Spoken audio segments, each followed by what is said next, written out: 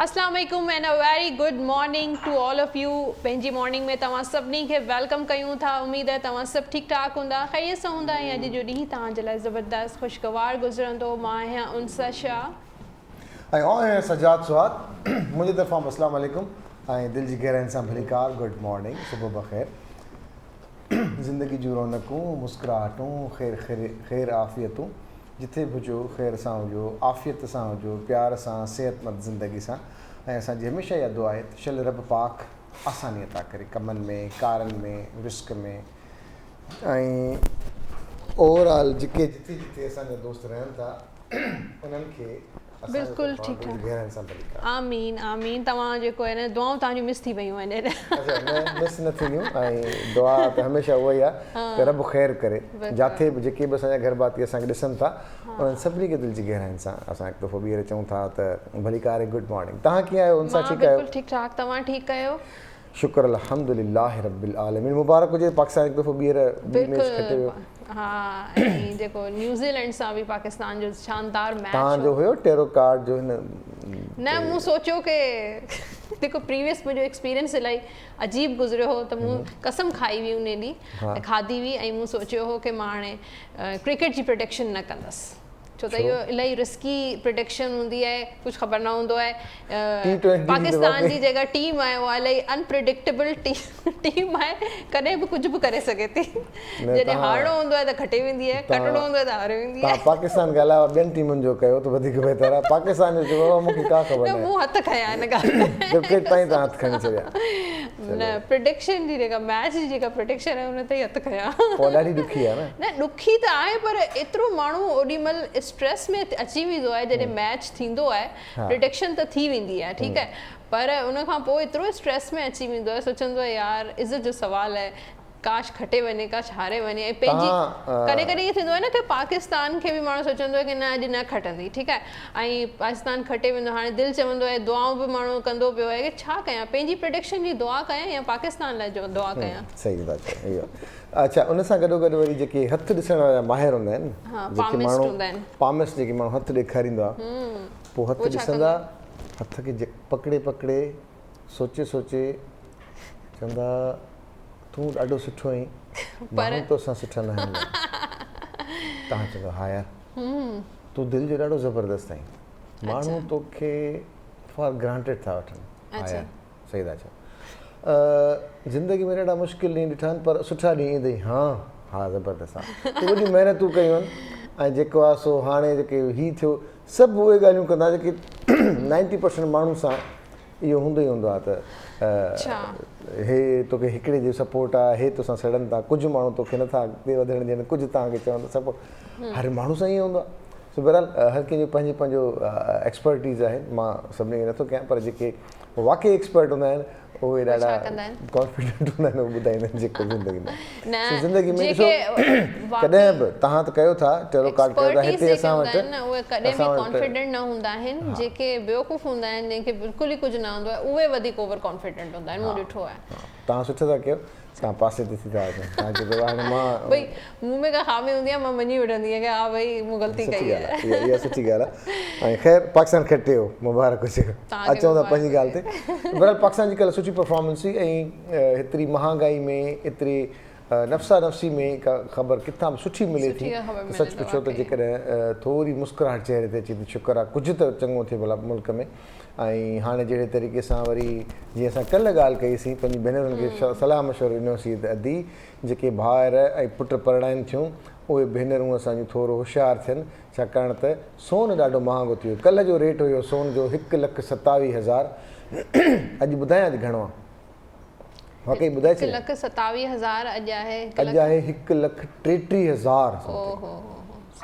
पाकिस्तान जी तारीख़ जो महांगे में महांगो सोन जो तोलो 6,300 रुपया हिकिड़े ॾींहं में वधिया आहिनि। हिकु ॾींहं में, माना अंदाज़ो लॻायो जेकॾहिं मां अॼु जीअं मां सोन जा अघ ॾिठा त सच पुछो त मूंखां त छिरक निकिरियो। सोन जे अघ में 1,33,400। पर हुननि जा त मज़ा थी विया न, जंहिं वटि दूरियूं अकाउंट में लॉकर में पयूं आहिनि, वॾा वॾा सेट पिया आहिनि, हुननि जा त मज़ा थी विया। एक्चुअली ही मज़ा सिर्फ़ु उन हद ताईं आहिनि त उहे लॉकर में पिया आहिनि पाए घुमनि त ख़बर पइनि न। ऐं हिकिड़ो सोशल इशू ते मां ज़रूरु तव्हां सां ॻाल्हाइणु चाहींदसि कि फेसबुक ते हिकिड़ो काफ़ी पोस्ट जेका आहे उहा शेयर पई थिए, उहा आहे प्रोफेशनल बैगिंग सिस्टम जी हिकिड़ी कैंपेन हले पई, जंहिंमें फेसबुक ते शेयर करणु कराची वाले face in our daily lives and some of them effect us everywhere and every day.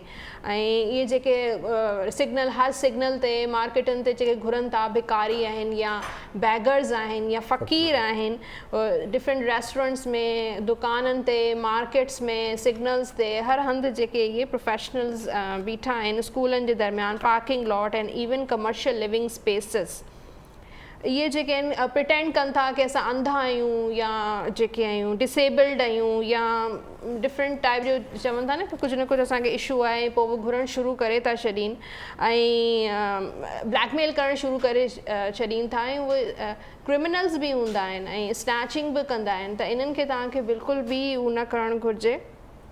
ऐं जेके वाकई डिज़र्विंग माण्हू हूंदा आहिनि, जेन्युइनली डिज़र्विंग माण्हू हूंदा आहिनि, उहे बि रहिजी वेंदा आहिनि। ऐं तव्हां बि ॾींदा आहियो न हर सिग्नल ते 10 रुपया 5 रुपया, अॼुकल्ह उहे जेके आहिनि 10-5 रुपए में हुननि जो गुज़ारो बि न हूंदो आहिनि। 10 रुपया ॾिजनि, पोइ वरी चवंदा आहिनि कि असांखे 100 रुपयो ॾियो, 50 रुपयो ॾियो। ईअं थींदो आहे या न थींदो आहे?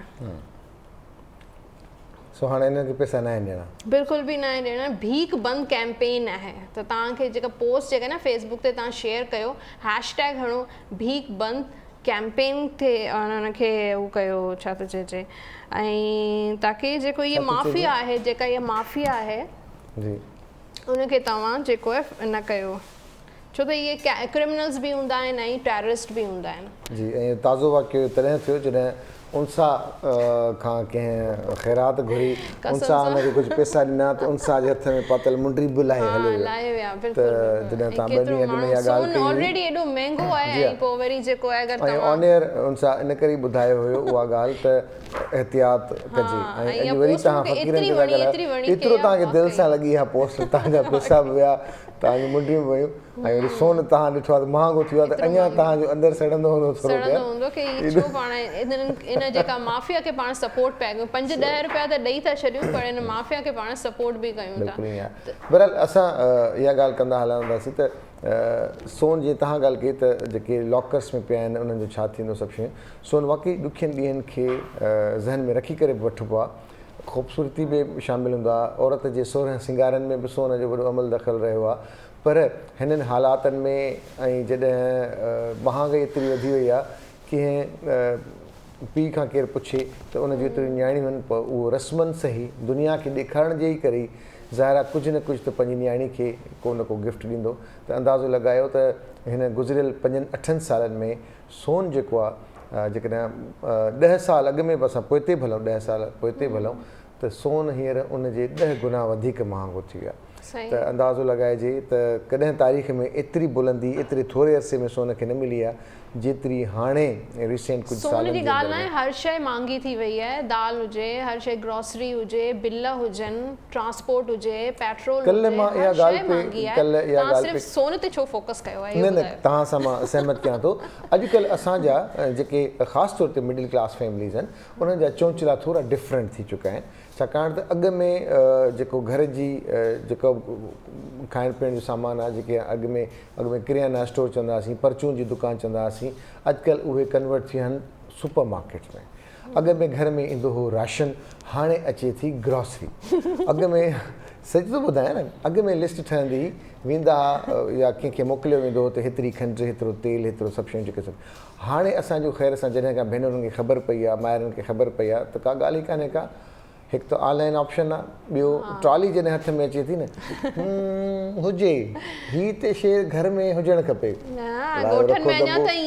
हिते हीअ रखो, हितां हे रखो, ख़बर पई त जेका ग्रोसरी जो जेको मतिलबु एप्रॉक्स महीने ते हिकिड़ी नंढी फैमिली जो 10 खां 12 हज़ार रुपए जी ग्रोसरी अचणु खपे या राशन अचणु खपे महीने जो, उहो ख़ैर सां 27,000, 28,000, 30,000, 22,000 इहा बिल्कुलु ईअं करणु खपे। मां तव्हांखे सची ॿुधायां, किचन में वञिजे, किचन में उन्हनि शयुनि जो नालो लिखिजे जेके ज़रूरत में आहिनि, ऐं उहो कंहिं थर्ड पर्सन खे ॾिजे दादा हीअ शयूं वठी आहे, उहो जॾहिं वठी ईंदो त तव्हांजी ग्रोसरी, तव्हांजो किचन कंट्रोल रहंदो। अॼुकल्ह अॻु में ॿारनि खे असांखे ऐं पंहिंजी ॻाल्हि कंदुसि, असांखे 5 रुपया 3 रुपया ख़र्ची मिलंदी हुई ऐं असां 2 पेटी स्कूल मां वठी खाई छॾींदा हुआसीं, या 5 रुपए ते मैट्रिक ते असांखे जेतिरा पैसा मिलंदा रहिया। हाणे ॿारनि जे लंच जे लाइ नगेट्स हुजणु खपनि ऐं नूडल्स त हूंदा ई हूंदा। उन सां गॾोगॾु तव्हां जेकॾहिं एप्रॉक्स तव्हां लॻायो त इहे शयूं महांगियूं थियनि थियूं। असां हर उन घर जी ॻाल्हि कंदासीं, हर उन भेण उन भाउ जी उन ॿारनि जी कॉम्प्लेक्सिस आहिनि उन सां। हिते जेकॾहिं तव्हां उहा साॻी ग्रॉसरी पाड़े वारो करे थो अचे, उनजे घर जे साम्हूं वारनि जा ॿार वञनि था ऐं चवनि था पंहिंजे घर भातियुनि खे पंहिंजे माउ पीउ खे हुननि जे लंच बॉक्स में त हीअ हूंदो आहे, असांखे तव्हां छा था ठाहे ॾियो। उहा माउ जेका सुबुह जो मानी ऐं बेदो ठाहे ॾींदी लंच बॉक्स में, अॼुकल्ह उहा वञे थी त भई जेसि ताईं मार्मलेट न लॻंदो ब्रेड ते, जेसि ताईं नूडल्स न हूंदा, जेसि ताईं कुझु नगेट्स ऐं कुझु मदर जेका आहे उहा चाहे थी कि ॿारनि खे वैरायटी मिले, ॿारनि खे थोरो नख़रो थी वियो, चवनि था ही शइ बेदो मानी नथा खाइनि। ग्रॉसरी जी ॻाल्हि त मां यादि आयसि न, त जेके अख़राजात असां पाण वधाया आहिनि त आउं उन ते ज़रूरु ॻाल्हाइण जी कोशिशि कंदुसि त असां वटि जेके ख़ुदि साख़्ता पैदा कयल चोंचला आहिनि उन्हनि खे ज़ाब्ते में आणण जी सख़्तु ज़रूरत आहे, ताकी असां हींअर जंहिं क्राइसिस खां गुज़रूं पिया, जीअं की महांगाई खे मुंहुं ॾियूं पिया, सोन ॾिसो, डॉलर ॾिसो, पेट्रोल ॾिसो, जेके शयूं ज़रूरी आहिनि। तव्हां पेट्रोल खां बग़ैर त गाॾी न हलंदी, माण्हू उन हिसाब सां पंहिंजी डेली रूटीन सेट करे त कीअं वञे। दुनिया में थींदो आहे पिक एंड ड्रॉप जा जेके हूंदा आहिनि, त 2 माण्हू जेकॾहिं साॻी एरिया में कमु कनि था त हिक ॿिए सां नंढड़ा ग्रुप्स ठहियल आहिनि, उन ते हिकिड़ो पिक कंदो आहे, ॿियो ड्रॉप कंदो पंहिंजे ॿारनि खे। जेकॾहिं गाॾी ते वञनि था साॻी बिल्डिंग मां, साॻी पाड़े मां, दोस्ती न रही आहे, उहा शइ न रही आहे, करिणो पवंदो इकोनॉमी खे ज़हन में रखी करे पंहिंजा मूड चेंज करणा। असां बि पंहिंजे किचन में जेको आहे न इलाही बचत सां हलंदा आहियूं ऐं चाहींदा आहियूं कि लिमिटेड बजट में असां कुझु न कुझु तव्हांखे ठाहिणु सेखारियूं। त अदी नसीम अॼु तव्हां लिमिटेड बजट में छा ठाहियो पिया? अस्सलाम वालेकुम, गुड मॉर्निंग। अस्सलाम वालेकुम, गुड मॉर्निंग, कीअं आहियो तव्हां? सभु ठीकु ठाक? बिल्कुलु ठीकु ठाक। तव्हांजी आवाज़ छो अॼु डाउन लॻी पई आहे? तव्हांजो आवाज़ कुझु खाओ पिया? खावां पई, खारक खायां पई। किचन में देई थो ईअं न कयो, अधु शयूं खाई वठो, अधु शयूं न कारक मां पंहिंजे घरां खणी आई हुयसि, उहो खायां पई, किचन में कुझु बि न खाधो आहे। छा घरां खणी आयो? खजूर न आहिनि उहे। अच्छा, खजूर। इहा त तव्हां ग़लति ॻाल्हि आहे, तव्हां पाण खणी आई, पाणी खाओ था, खाओ तव्हांखे आयो न सभिनी लाइ। बसि ठीकु आहे। हाणे रेसिपी ॿुधायो, उहे ई सजाद पंहिंजा एॾा किस्सा था ॿुधाइनि कि अदा जेका ॻाल्हि कई आहे न, इन ॻाल्हि ते मां बि आहियां। ज़ाहिर आहे जॾहिं टाली खणंदा आहियूं न पाण बि त सम्झ में न ईंदो आहे, सही ॻाल्हि आहे, हक़ीक़त आहे। पोइ एक्स्ट्रा शयूं वठी छॾंदा आहियूं जेके असां वटि ख़राबु थी वेंदियूं। असल में शयुनि जी एतिरी वैरायटी अॼुकल्ह अचे पई, एतिरियूं क़िस्मूं आहिनि त दिलि चवे अट्रैक्टिव। ज़रूरत सां गॾु गॾु इंसान में ख़्वाहिश बि त आहे न। जी जी जी। माण्हू चवंदा आहिनि ठीकु आहे भला फ़िलहाल त वठी थो छॾियां, भला हे ॾिसी ट्राए करे ॾिसां मथां जो, त उन में ई जेको आहे सो अख़राजात माशाअल्लाह वधाए छॾंदा। पोइ असांखे ख़बर आहे कैश नथा ॾियूं, कार्ड ॾियूं था न, कार्ड जी पहिरीं ख़बर न पवंदी आहे। जॾहिं बिल ईंदो आहे पोइ ॾिसंदा आहियूं त हा एतिरो असां हिन खे ख़र्चु कयो, हाणे इहो पे त करणा आहिनि असांखे। हाणे असांजो बि ख़र्चु हूंदो आहे 15-20 हज़ार ताईं हूंदो आहे। वञी ट्राली खणी जॾहिं वञी बीहंदा आहियूं त पोइ 15-20 खां डबल थी वेंदो आहे, तक़रीबन 35-38 ताईं अची वेंदो। एक्स्ट्रा शयूं ख़राब बि थी वेंदियूं आहिनि। इहा हक़ीक़त न, तव्हां जेका ॻाल्हि कई थी आहे पोइ असां हा हा दिलि सां। हाणे असां बि इहो सोचियो आहे त हाणे लिमिट शयूं लिखी त उहे कंहिं ॿिए खे ॾियो, ईमानदार माण्हू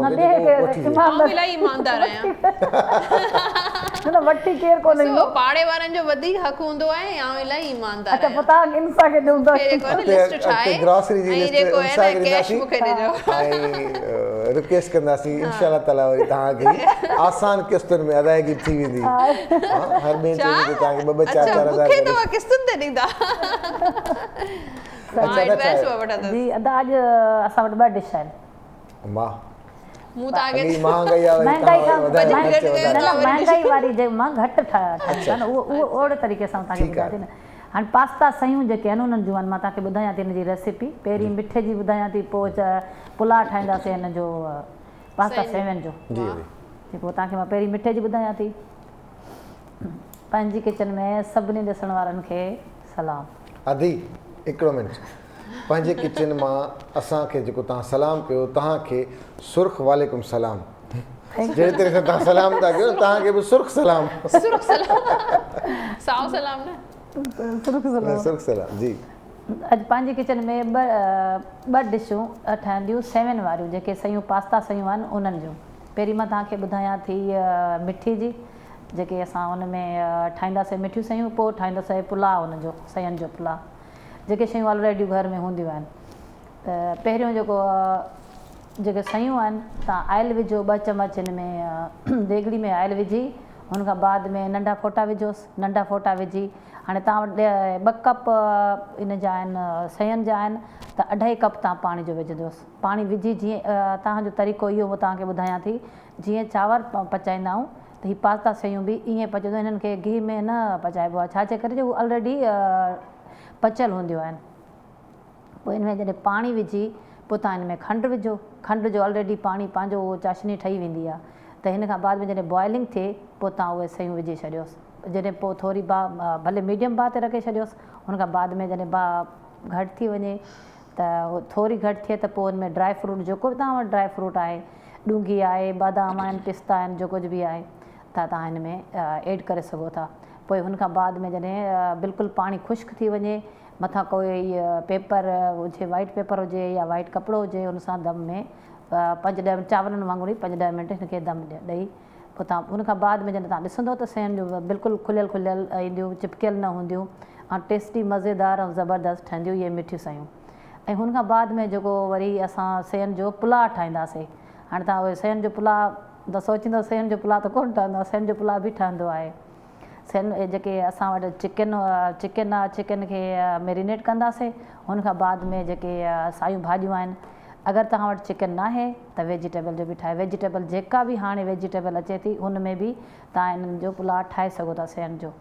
त वेजिटेबल में मटर आहिनि, सावा बसर आहिनि, शिमला मिर्च आहिनि, गजर आहे, पटाटा आहिनि ऐं सावा मिर्च अलॻि, उन में सावा धाणा, फूदनो, इहे बिल्कुलु कटिंग करे, बिल्कुलु क्यूब्स कटिंग करियो, छो जो हू ऑलरेडी सयूं असांजूं टुटल हूंदियूं आहिनि त हुननि खे वॾे कटण में हुनजो शेप तव्हांजो ख़राबु थी वेंदो। हुन में सयुनि पुलाउ में बिल्कुलु न कटिंग करे, पोइ अगरि तव्हां ॾिसो आलू तव्हांजा जेके आहिनि उहे नथा ॻरी सघनि तव्हांखे त हुनखे थोरो बॉइल बि करे सघो था 3 मिंट जे लाइ, 2 मिंटनि जे लाइ। अगरि तव्हां उन्हनि में घी में पचाए सघो था, फ्राई करे सघो था त न करियो। हाणे असां हिननि जो प्रोसेस तव्हांखे ॿुधाईंदा। आयल विझंदासीं, आयल विझण खां बाद में बसरनि जो दाग़ कंदासीं। हुन खां बाद में असां साबित मसालो कमालपट, दालचीनी ऐं ज़ीरो, लौंग इहे विझी असां हिननि खे मतिलबु थोरो हुनखे सोते कंदासीं। हुन खां बाद में असां ॻाढ़ा मिर्च, साबित जेके ॻाढ़ा मिर्च आहिनि उहे विझंदासीं। हल्दी सीज़निंग में हल्दी विझंदासीं, लूणु विझंदासीं, लूणु हल्को विझो, पोइ बाद में टेस्ट करे वठिजो। हुन खां बाद में जेका असांजी सब्ज़ी आहे उहा असां ऐड कंदासीं। ऐड करण खां बाद में उहे जॾहिं पटाटा असांजा ॻरी वेंदा या सब्ज़ी बिल्कुलु मिक्स थी वेंदी, हुन में असां पाणी विझंदासीं। पोइ पाणी विझी जीअं असां पुलाउ ठाहींदा आहियूं, असां हिन जो बि पुलाउ उहे ई ठाहींदासीं। 2 कप आहिनि त 2.5 कप पाणी जो विझंदासीं। हुन में विझी पोइ लूणु थोरो बॉइल थिए त उहे जेके सयूं आहिनि असांजूं हुन में असां ऐड करे छॾंदासीं। हुन खां बाद में सयुनि जेको बाद में छा कंदासीं, जॾहिं बाहि सुकी वेंदी हुनजी बिल्कुलु मतिलबु घटि थी वेंदी, उहो सयूं सुकी वेंदो पाणी हुनजो, त हुन खां बाद में असां हिनखे दम ॾींदासीं। दम 4 मिंट लाइ ॾियो, 2 मिंट 5 मिंट जेको बि आहे दम ॾेई, हुन खां बाद में जॾहिं असां ॿाहिरि प्लेट में सर्व कंदासीं त गार्निश कंदासीं हिननि जी बसर जेके आहिनि, ब्राउन थियल बसर ऐं रायते सां खाई सघो था। असांजी डिश ॿई ज़बरदस्त आहे। हाणे चऊं त ब्रेक खां पोइ महिमाननि सां मुलाक़ात, ऐं अॼु असां वटि ज़बरदस्त डॉक्टर महिमान आहिनि। पाण तमामु ज़रूरियात कुझु अहिड़ियूं ॻाल्हियूं, अहिड़ियूं शयूं जेके असांखे हल्की फुल्की त नॉलेज हूंदी आहे, पर उनजी डिटेल में जॾहिं ॻाल्हायूं त ख़बर पवे त हीअ इशूज़ थियनि छो था। के इशू जेके असांखे बज़ाहिरे या पाड़े वारा या घर में या ॿिया जेके गाइड कंदा आहिनि, पर जॾहिं चवंदा आहिनि त अंग्रेज़नि में हिकिड़ी कहावत हूंदी आहे त प्रोफेशनल्स कॾहिं बि धोखो न आहिनि ॾींदा। ऐं जेका ॻाल्हि तव्हांखे पुछणी आहे तव्हां प्रोफेशनल्स सां ॻाल्हायो, प्रोफेशनल सां डिस्कस कयो त उहो वधीक बहितरु हूंदो आहे। सो अॼु असां वटि 2 प्रोफेशनल मौजूदु आहिनि जेके पंहिंजी फील्ड जा प्रोफेशनल आहिनि, डॉक्टर आहिनि। उन्हनि खे ख़बर आहे त कहिड़ियुनि ॻाल्हियुनि खे कीअं। हिकु अधी असांजी गायनाकोलॉजिस्ट आहे जेके असांजी भेनरूं ॾिसनि थियूं। उनजी स्क्रीन ते असांजो टेलीफोन नंबर मौजूदु आहे, कॉल करे सघो था, पुछी सघो था। ऐं ॿिया जेके डॉक्टर आहिनि से आहिनि यूरोलॉजिस्ट। ख़ासि तौर ते असां वटि किडनी सां रिलेटेड कुझु इशूज़ थींदा आहिनि त असां पोइ ॻोल्हींदा वठंदा आहियूं त यूरोलॉजिस्ट को मिले त उनखां पुछिजे त आख़िर ही किडनी में पथरियूं कीअं आहिनि, कीअं कढिजनि, कीअं असां पंहिंजे पाण खे ठीकु कयूं सभु शयूं. त इन लाइ तमामु ज़रूरी नंढियूं नंढियूं ॻाल्हियूं पुछंदासीं, पुछण जी कोशिशि कंदासीं, सम्झण जी कोशिशि कंदासीं. तव्हां सां गॾु जो असां डॉक्टर जयप्रकाश भोजवानी साहब मौजूदु आहिनि, न्यूरोलॉजिस्ट. अस्सलाम वालेकुम, गुड मॉर्निंग साईं, नमस्ते. तव्हांजी वॾी महिरबानी, तव्हां असांखे इनवाइट कयो, थैंक यू मच. ऐं हुन सां गॾु डॉक्टर ममता बाई लखानी साहिबा बि असांखे मौजूदु आहे, गायनेकोलॉजिस्ट. अदी अस्सलाम वालेकुम, भलीकार डॉक्टर, तव्हांखे भलीकार चऊं था. Good morning, good morning. Hello त डॉक्टर साहिबु तव्हां ॾांहुं अचूं था, पोइ वरी अदी ॾे बि अचूं था. ख़ासि तौर ते किडनी जे हवाले सां असां पुछण जी कोशिशि कंदासीं त अॼुकल्ह इहे तमामु घणा इशूज़ आहिनि. पाणी जो घटि पीअणु, कुझु अहिड़ियूं शयूं वापराइणु, अहिड़ा खाधा खाइणु जंहिंसां किडनी ते वॾो असरु पवे थो. ऐं माण्हू पोइ पथरी कढाइण जे चकर में कुझु ॿियनि शयुनि में पोइ माण्हू वतनि था, परेशान रहंदा, पोइ टोटका कनि था या कख खाइनि था या के अहिड़ियूं ॻाल्हियूं कनि था. थोरो डिटेल में असांखे ॿुधायो त छो थींदो आहे, कीअं हुजणु खपे. सी थैंक यू मच. तव्हां पहिरियों मूंखे रेस्पॉन्स ॾिनो, मूंखां सुवाल पुछो, अदरवाइज़ लेडीज़ फर्स्ट हूंदियूं जी साईं. पर हाणे यूएनओ रेज़ोल्यूशन पास कयो आहे. लेडीज़ टे आहिनि, असां ॿ त असां हिते हा थैंक यू मच, पंहिंजी ॻाल्हि कंदा. बिल्कुलु थैंक यू मच. पर यूएनओ रेज़ोल्यूशन पास कयो आहे त चिल्ड्रन्स आर फर्स्ट. तो हाणे इहो थोरो चेंज थियो आहे त लेडीज़ आर नॉट फर्स्ट. असीं हाणे स्टोन्स जो बेसिकली ठहण जो जेको मेन पर्पज़ आहिनि, जेको तव्हां थोरो घणो डिस्कस बि करे छॾियो. असां टोटकनि में मिथ्स में ॾाढा वञूं था पिया. असां पाणी न पीअंदासीं, जॾहिं त पाणी असां वटि अलाह साईं जी नेमत आहे. पाणी असां वटि तमामु सुठो आहे, तमामु घणो आहे. असां हर कंहिंखे एडवाइज़ इहो कंदा आहियूं, सिंपल जेको मुंहिंजे सीनियरन्स मूंखे सेखारियो आहे त पेशाब जो colour should be clear like a water colour. पेशाब जो कलर पाणीअ जहिड़ो थियणु खपे, पीलो न थियणु खपे. असां तव्हां सभु सुम्हंदा आहियूं, सुबुह जे टाइम उथंदा आहियूं, हिकु दफ़ो पेशाब पीलो थींदो आहे, उहो नेचुरल आहे, छो त राति जो असां पाणी न पीअंदा आहियूं. पर उन खां पोइ त यूरिन जो तव्हांजो कलर जेको आहे सो बिल्कुलु वाइट हुजणु खपे, पाणी वांगुरु हुजणु खपे. इहो सिंपल शइ आहे. ॿियो जेको तव्हां खाधनि जूं ॻाल्हियूं कयूं, बिल्कुलु इन ॻाल्हि सां मां एग्री थो कयां त असां वटि शुगर ॾाढो कॉमन रेज़ थिए थो पियो. उन सां गॾु गॾु ब्लड प्रेशर जेको आहे सो तमामु घणो वधणु शुरू थिए थो पियो. जेकॾहिं इहे ॿई शयूं बि आहिनि त असां उनखे फॉलो नथा कयूं, असां उनखे कंट्रोल नथा कयूं. कंट्रोल न करण जे करे ओॾां असां फूड एक्सेस में खाऊं था पिया, मिठाण घणो था खाऊं पिया, गिहु घणो था खाऊं पिया. ऐं उन सां गॾु गॾु असां जेकॾहिं डायबिटिक बि आहियूं त बि असां ईअं चवंदा आहियूं त मां ठीकु आहे थोरो वरितो आहे. थोरो तव्हां तॾहिं वठो जॾहिं तव्हांजो शुगर कंट्रोल में आहे. डाइट जेके अक्सर करे असांजा जेके पेशेंट्स ईंदा आहिनि असां वटि, उनजो इहो कंसर्न हूंदा साईं मां मिठो त कोन थो खावां पर डाइट वारी शयूं थो खावां. त असां उनखे चवंदा आहियूं त डाइट बि तव्हां तॾहिं खाओ जॾहिं तव्हांजो शुगर वेल कंट्रोल हुजे. ॿियो असांजा हारी मज़दूर जेके ॻोठनि में कमु था कनि पिया, जिन खे घणो पसीनो थो अचे, या असांजूं मारूं भेनरूं या असांजूं मिसिस जेके किचन में कमु कनि थियूं पियूं, ऐं उते पर्सपायरेशन पसीनो घणो थो थिए पियो, ऐं उहो पाणी नथियूं पीअनि, त उहो छा थो थिए, यूरिन जेको तव्हांजो जेको पेशाब आहे उहो वरी पीलो थियणु शुरू थो थिए ऐं कंसंट्रेट थिए थो. सॉल्यूड्स घटि था थियनि पिया, छो त तव्हांजे बॉडी मां बि उहो पघर में निकिरे थो पियो. तव्हां रिप्लेस जेकॾहिं पाणी न कंदव त तव्हांजा स्टोन्स ठहंदा. इहे मेन रीज़न आहिनि. ॿियो तव्हां ॾिठो हूंदो त ॿारनि में मोशन्स ॾाढा था थियनि पिया, डायरिया थींदा आहिनि. जेकॾहिं मां दस्त चवां उनखे सिंधी में, कोशिशि कंदुसि त मां सिंधी लफ़्ज़ ॻाल्हायां त जीअं असांजा ॿुधण वारा चङी तरह अंडरस्टैंड कनि, सम्झी सघनि. त घणा एक्सेस में दस्त थियणु ऐं ॿारनि खे तव्हां डॉक्टर ॾे न वठी वञणु, पंहिंजी फीडिंग न कराइणु, मदर पंहिंजी फीडिंग न कराईंदी जेकॾहिं, ऐं उनखे इनटेक प्रॉपर नमूने सां न हूंदो त उन में बि रीज़न्स आहिनि स्टोन्स थियण जा. सही हलूं था आदि ॾांहुं. जी, ऐं ड्यूरिंग प्रेगनेंसी बि त जंहिंखे स्टोन्स थी था वञनि, उन्हनि जा छा रीज़न हूंदो आहे? न ड्यूरिंग उहो उन्हनि खे ऑलरेडी हूंदो आहे, पोइ प्रेगनेंसी में जेको आहे उहो वधीक पेनफुल मतिलबु कंडीशन में ईंदियूं आहिनि त असांखे ख़बर पवंदी आहे त हा हिननि खे जेको आहे न यूरिन में स्टोन आहिनि. एक्चुअली में छा आहे, उहो पहिरीं खां थोरो थोरो माना घटि पाणी हुनजी जीअं पीअण जी आदत हूंदी आहे जीअं माण्हुनि जी, त स्टोन्स ऑलरेडी हिननि खे हूंदा आहिनि, थोरा ज़रा हूंदा आहिनि. पोइ जीअं प्रेगनेंसी थींदी आहे उहो वधीक कॉन्संट्रेशन, छो जो प्रेगनेंसी जीअं थींदी आहे यूट्रस जेको आहे उहो ब्लैडर खे पुश कंदो आहे, त उनजे करे जेको आहे न प्रेशर पवंदो आहे, त उहो उल्टी साइड ते हलणु थोरो सो शुरू थींदो आहे. उनजे करे वधीक कॉन्संट्रेशन थींदी आहे ऐं स्टोन्स जा कॉज़िस वधीक मतिलबु स्टोन शो थींदा आहिनि त भई हिन खे प्रेगनेंसी में स्टोन आहे. अच्छा, मां हिकिड़ी ॻाल्हि एड कयां, जेको तव्हां सवालु पुछियो आहे, ॾाढो ज़बरदस्त सवालु पुछियो आहे. तव्हां अधु डॉक्टर था लॻो मूंखे. बेसिकली प्रेगनेंसी में स्टोन्स ठहण जो मक़सदु इहो हूंदो आहे त जेके हार्मोन्स जी चेंजिंग थींदी आहे, जीअं असां नंढा खां वॾा थींदा आहियूं त हार्मोन्स जी चेंजिंग थियणु शुरू थींदी आहे, त ईअं ई प्रेगनेंसी में हार्मोन्स जी चेंजिस थींदियूं आहिनि. कुझु हार्मोन्स वधी वेंदा आहिनि, कुझु हार्मोन्स घटि थियणु शुरू थींदा आहिनि.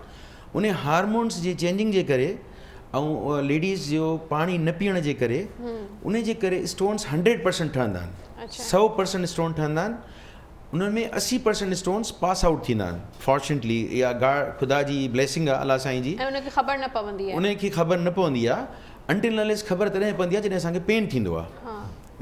80% स्टोन पास आउट थींदा आहिनि, 20% स्टोन्स जेके आहिनि जंहिंजे करे पेन थींदो आहे, जंहिंजे करे डॉक्टर सां कंसल्ट कंदा आहिनि, पोइ उन्हनि खे असां मेडिसिन्स ॾींदा आहियूं या ऑपरेशन कंदा आहियूं। ठीकु आहे, पर ड्यूरिंग प्रेगनेंसी ऑपरेशन त न? हा जी, ड्यूरिंग प्रेगनेंसी में बि ऑपरेशन जी असां ॾिसंदा आहियूं नोयत। जेकॾहिं पेशेंट आहे अर्ली प्रेगनेंसी आहे, उनखे आई मीन फस्ट ट्राइमेस्टर आहे जेको 3 मंथ्स जो थींदो आहे, उन में जेकॾहिं फस्ट ट्राइमेस्टर में पेशेंट आई आहे ऐं अलाह न करे उनखे जेकॾहिं हिकिड़ी किडनी आहे त पोइ उन में सर्जरी इंडिकेटेड आहे, पर उन में असां उनजे हस्बैंड खे, उनजी फैमिली खे ऐं पेशेंट खे इंफॉर्म कंदा आहियूं त ड्यूरिंग सर्जरी छो तुंहिंजी हिकिड़ी किडनी आहे उहा प्रेसियस आहे, उहा जेकॾहिं डैमेज थी वई त पोइ तूं डैमेज थी वेंदी आहे। पोइ असां उनखे छा कंदा आहियूं, उनखे कंस्टेंट लिखाए वठंदा आहियूं त असां सर्जरी कयूं था, जेकी एंडोस्कोपिक सर्जरी थिए थी अॼुकल्ह, पर असां अवॉइड कंदा आहियूं। पर जेकॾहिं ज़रूरी आहे, रिपीट थो कयां, जेकॾहिं हिकिड़ी किडनी आहे उहा ऑब्स्ट्रक्टेड आहे जंहिंमें सर्जरी इंडिकेशन आहे स्ट्रॉन्ग, पोइ उन में असां सर्जरी कंदा आहियूं, पर लिखाए वठंदा आहियूं, कंसेंट वठंदा आहियूं त ड्यूरिंग सर्जरी ॿार खे नुक़सानु थी सघे थो, ॿार एबॉर्शन थी सघे थो, ॿार मरी सघे थो। Otherwise, it's indication because you have to save the life of mother because next time she will be pregnant again. तव्हांजी ॻाल्हि सां बिल्कुलु ईअं आहे। अधी खां हिकु सुवाल मां ॿिन्ही सां रिलेटेड आहे। बिलफर्ज़ का औरत आहे जेके अक्सर पेशाब करण में तकलीफ़ थिए थी, सभु शयूं थिए थी, शादी थी वई ऐं उनखे पथरी जी, ऐं हू वञनि था फैमिली ॾांहुं, फैमिली अॻियां वधाइण जे चकर में, त छा उन खां पहिरीं हू पंहिंजा प्रॉपर चेकअप्स कराए ऐं पोइ हू को डिसीशन वठनि?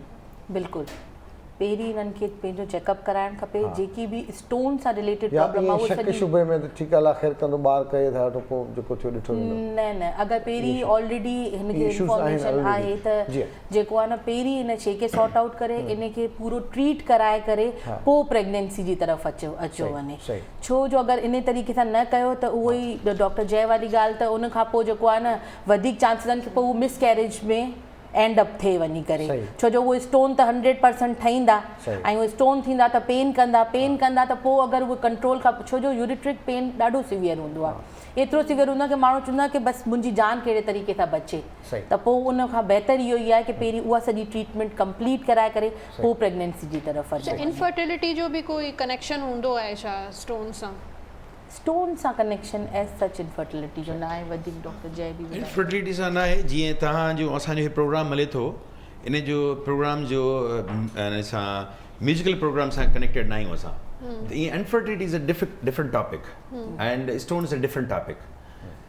हा, ईअं थी सघे थो त इनफर्टिलिटी सां गॾु स्टोन हुजे, स्टोन सां गॾु इनफर्टिलिटी थी सघे थी, पर हुनजे करे हो नथो थी सघे।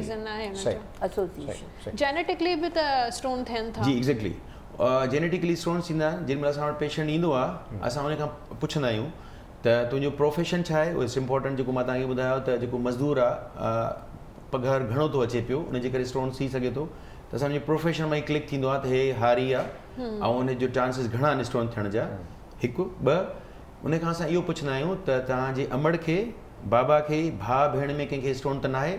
जेकॾहिं हू चवे थो हा आहे, त 25% चांसिस आहिनि त माउ पीउ खे जेकॾहिं स्टोन आहे त 25% उनजे ॿारनि खे थींदो। जेकॾहिं जंहिंखे हिकु दफ़ो स्टोन ठहियो आहे ऐं निकितो आहे उनखे, या हुन ऑपरेशन करायो आहे, त उनखे 10% चांसिस आहिनि त साल जे अंदरि वरी उनखे स्टोन ठहंदो। त इन करे असां उनखे चवंदा आहियूं त फॉलोअप में रहो। असां वटि छा थींदो आहे त असां मामा हे चयो, बाबा हे चयो, चाचा हीअं चयो, साजिद साहिबु हे चयो, त मां उहा दवा खावां थो, मुंहिंजो पेन त सेटल डाउन थी वियो।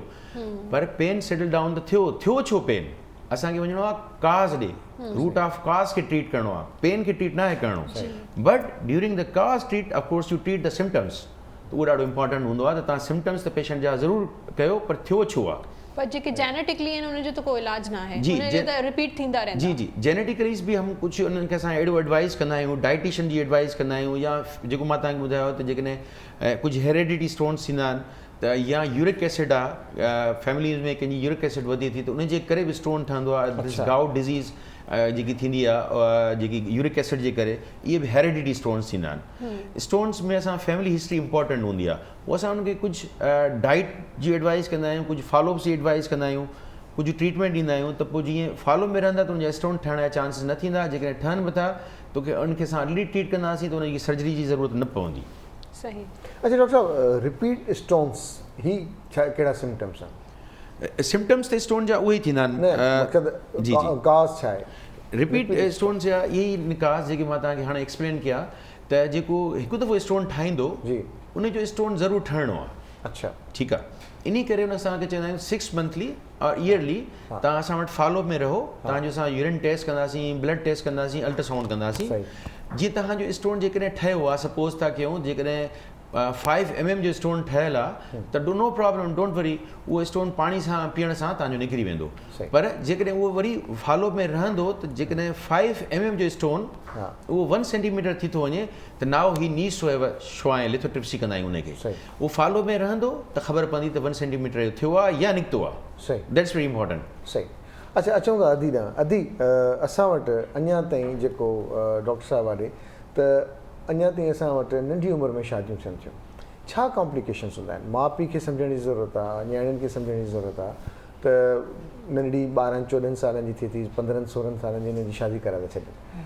केतिरियूं कॉम्प्लिकेशन्स वधनि थियूं तव्हां त डील कंदा हूंदा तव्हांखे वधीक ख़बर आहे बिल्कुलु इन खे चवंदा आहियूं असां टीन एज में मतिलबु जीअं मैरिजिस थियनि थियूं उन्हनि जो सभिनी खां पहिरीं त भई पेरेंट्स खे सम्झणु खपे त हेतिरी नंढड़ी ॿारड़ी खे असां करायूं की था शादी हू एतिरो बर्डन पंहिंजी फैमिली सां मतिलबु डिफरेंट हिकिड़ी फैमिली में वञणु हुते जा बर्डन्स एक्सेप्ट करणु नंबर 1 ॻाल्हि आहे हुन खां पोइ हुनजी हिकिड़ी सेक्शुअल लाइफ स्टार्ट थी वञे उहो मतिलबु उन शइ जे लाइ अञा तयारु कोन्हे फुली ऐं अगरि हुनखे तव्हां उन तरफ़ वठी था वञो त पोइ ज़ाहिरी ॻाल्हि आहे प्रेगनेंसी जी तरफ़ ईंदी पेशेंट ऐं प्रेगनेंसी जी तरफ़ अची वई त हुन खां पोइ जेके आहिनि हुन जा जेके मसल्स हूंदा आहिनि लिगामेंट्स हूंदा आहिनि हुन एज जे हिसाब सां एप्रोप्रिएट न हूंदो आहे त हू अगरि प्रेगनेंसी थिए त हुन सां डील करे सघे त एज़ अ रिज़ल्ट छा थींदो आहे की ठीकु आहे प्रेगनेंसी बि थी वई हुन खां पोइ अगरि हू हुनखे कंटिन्यू जीअं पहिरीं सभिनी खां पहिरीं त फॉलिक एसिड डेफिशिएंसी थी वेंदी हुनजे ॿार में एबनॉर्मेलिटीज़ अची वेंदियूं ठीकु आहे फर्स्ट 3 मंथ्स में असांखे अगरि ख़बर पइजी थी वञे त पोइ वरी उहो मिसकैरेज जो इशू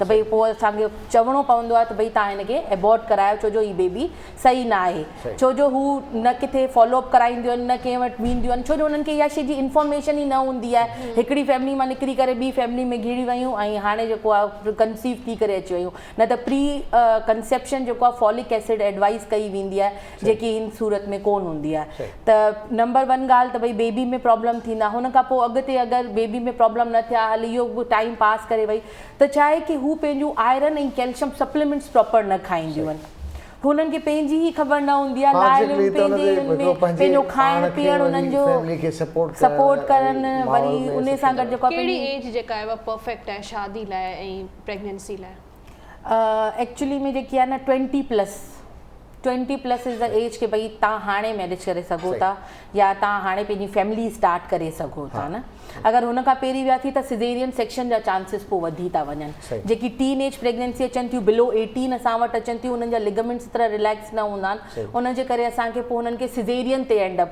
तव्हांखे ख़बर आहे सीज़र मतिलबु ओपन करणु एब्डोमिन ओपन करणु मतिलबु हुननि खे हिकिड़ो स्कार ॾियणु हुनजो मतिलबु आहे की थ्रू आउट लाइफ जी वीकनेस हर्निया एंड पोइ सॼी कॉम्प्लिकेशंस जी अस्सलाम वालेकुम गुड मॉर्निंग वालेकुम सलाम आवाज़ स्टूडियो में नथो अचे असांखे अचे स्पीकर में त अचे केरु था ॻाल्हायो किथां था ॻाल्हायो था सर सऊदीअ खां केबी मंदाणी थो ॻाल्हायां जी अदा छा चवंदो मुंहिंजा भाउ सर प्रोग्राम सर ॾिसी रहियो मिंटो मां सर सां ॻाल्हायां बहुत ॾाढी ख़ुशी थी क्रिकेट राग ॾिसी पाकिस्तान खटी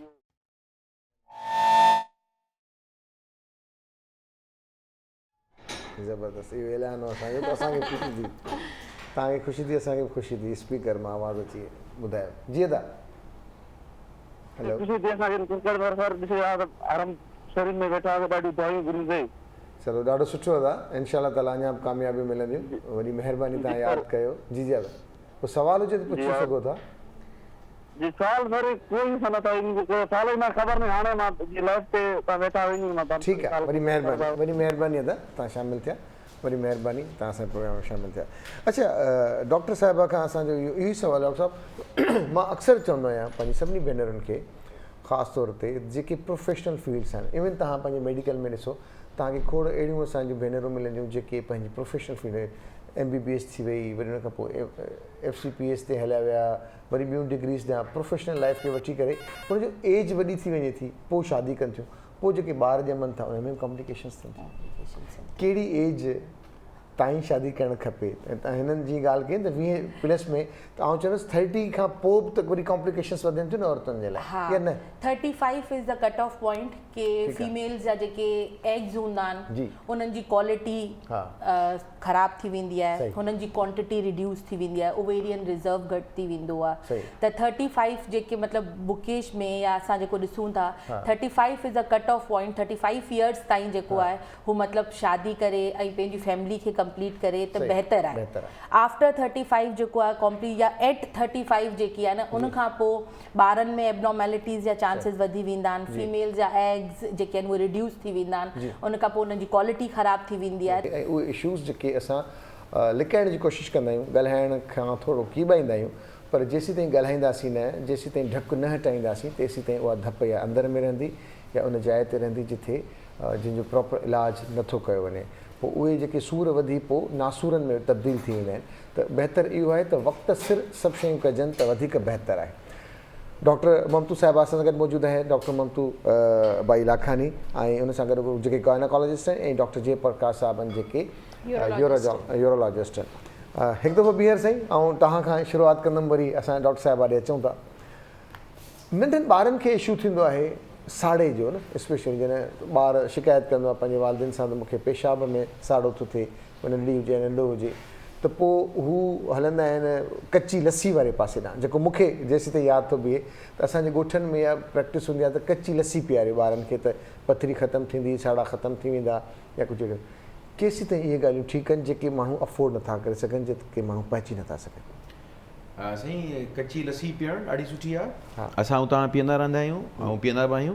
ज़रूरु पीआरियो, पाणी पीआरियो, पाणी लस्सी खीर लिक्विड फॉर्म्स जेके जी जी उहे सभु किडनी लाइ बहितरु आहिनि। शरबत पीआरियो, इहे सभु सुठियूं शयूं आहिनि। पर मां उहा ॻाल्हि रिपीट थो कयां वरी त छाजे करे साड़ो थियो आहे उहो इम्पोर्टेंट आहे। तव्हां टाइम बीइंग त तव्हां इहो करे छॾियो, तव्हां हुनखे कची लस्सी पीआरे छॾी, पर उनखे बर्निंग मिक्चुरेशन छा उनजी चमड़ी जेकी आहे, जेकॾहिं मेल आहे, ॿारड़ो छोकिरो आहे त उनजी सर्कमसिशन थियल आहे न थियल आहे, उनजी स्किन ख़राबु त न आहे, उनजी स्किन मथे करे ॾिसंदा आहियूं असां त उहा ॻाढ़ी त कोन थी वई आहे, छा उनजे करे पेशाब जे अंदरि हिकिड़ी झली थींदी आहे जेके पोस्टीरियर वेल्व चवंदा आहियूं, उहो त न आहे, छा पथरी त न आहे। हाणे इहे सभु जलन जा कॉज़िस आहिनि, इन्हनि खे एक्सक्लूड करणु ज़रूरी आहे। जेकॾहिं ॿार बार बार इहा शिकायत करे थो त महिरबानी करे ज़रूरु डॉक्टर ॾे वञो।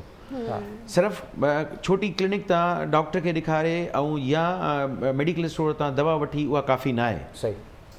हल जे तरफ़ न वेंदव त जेको हल 5 रुपया में ख़र्चु थींदो जेकॾहिं त उन जॻह ते तव्हांखे 100 रुपयो ख़र्चु करिणो पवंदो। अलाह न करे जेको मां चवां थो त उनखे ॿार जेकॾहिं छोकिरो आहे ऐं उनजे पेशाबी जॻह में झिली आहे जंहिंखे पोस्टीरियर वेल्व था चऊं, उहा जेकॾहिं आहे त असां इहो पुछंदा आहियूं त ॿार जो पेशाब जो प्रेशर कीअं आहे।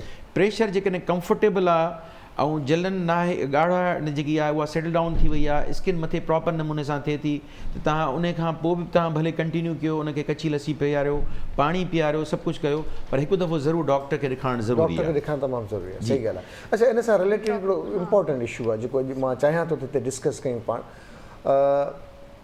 ऐं सवली सिंधी में खणी ॻाल्हायां थो त किथे किथे शयूं आहिनि जेके असांखे ॻाल्हाइणु खपनि। नंढा नंढा इशूज़ थींदा आहिनि, पोइ असां वटि जेके ॿहिराड़ियुनि में प्रैक्टिसिस थियनि थियूं उहे इहे थियनि थियूं जेके तव्हां सां घणी रिलेटेड आहे, त उते थेली चाढ़े छॾींदा आहिनि पेशाब जी, ठीकु आहे। उन मां कुझु मुंहिंजा वास्ते वारा, उन मां उनजी सिस्टर खे इंफेक्शन थियो ऐं उहो इंफेक्शन वधी एतिरो थियो जो पोइ मतिलबु कैंसर ते वञी पहुतो, छाकाणि त उन इंफेक्शन खे शर्म खां, ॿुधाइण खां, लिकाइण खां उन्हनि न कयो। त उहो केतिरो इम्पॉर्टेंट हुआ, केतिरो प्रोफेशनल माण्हू या डॉक्टर हुजणु खपे जेका इहे प्रैक्टिस कंदा आहिनि। असां वटि पैरामेडिकल स्टाफ खे छा एतिरियूं ट्रेनिंग्स ॾिनियूं वेंदियूं आहिनि जेके उहे हिनखे सेट करे सघनि? साईं, तव्हांजो सुवालु जेको आहे सो ॾाढो कॉम्प्लिकेटेड सुवालु हुयो। जेकॾहिं मां ईअं चवां त तव्हां जेको ॻाल्हि कई मूंखां सुवालु पुछो त पेशाब जी नलकी जे करे कैंसर थो थिए, न ईअं न आहे। अच्छा, पेशाब जी नलकी जी ज़रूरत आहे त ज़रूरु लॻाइणु खपे। एग्ज़ैक्टली, छो उतां इन्फेक्शन्स थींदा आहिनि जी, न ॿुधो सर, पेशाब जी जॻह बंदि आहे, हाणे पेशाब मसाने में जमा आहे, हाणे जेकॾहिं मसाने मां पेशाब न कढिबो त इन्फेक्शन वधंदो, उन जे वधण जे करे घणो टाइम छॾींदव त उनखे एॾो सूर थींदो जो तव्हां सोचे बि नथा सघो। हाणे हितां पेशाब बंदि आहे, हितां मसानो आहे, हाणे हे पेशाबी जॻह बंदि आहे, मसानो फुल थियणु शुरू थो थिए। हाणे इहे वरी छा कंदा, उन पेशेंट जा अटेंडेंट प्राइवेट डॉक्टर ॾे न छोटी मोटी क्लिनिक ते वेंदा, उहो उनखे वरी ड्रिप लॻाईंदो। हाणे पहिरियों पेशाब बंदि आहे, जमा आहे, अञा ड्रिप लॻे थी, ड्रिप लॻंदी त उहो पैसा ॾींदा, ठीकु आहे। उन चवण जो मक़सदु इहो आहे त कुझु असांजा बि फॉल्ट्स आहिनि, कुझु असां बि पंहिंजा जेके मिथ्स आहिनि, या असांजे फलाणे ड्रिप लॻाई, फलाणे इंजेक्शन लॻाई, उन सां पेशाब घणा थी विया। अड़े घणा कीअं थी विया, हितां त बंदि लॻो पियो आहे पेशाब, हिते जमा आहे। सो प्रॉपर नमूने सां इन्वेस्टिगेट करणु ज़रूरी आहे, ऐं प्रॉपर डॉक्टर ॾे वञणो ज़रूरी आहे। फॉर्चुनेटली सां, छो त असां त रोइणा घणा आहियूं न साईं, फॉर्चुनेटली सां असांजी छोटे मोटी जॻहनि ते ॻोठनि में सरकारी अस्पताल आहिनि, डॉक्टर कमु कनि था, पैरामेडिकल स्टाफ कमु कनि था। असां रुॻो ब्लेम गेम मां जेकॾहिं ॿाहिरि निकिरूं त सुठो कमु थो थिए।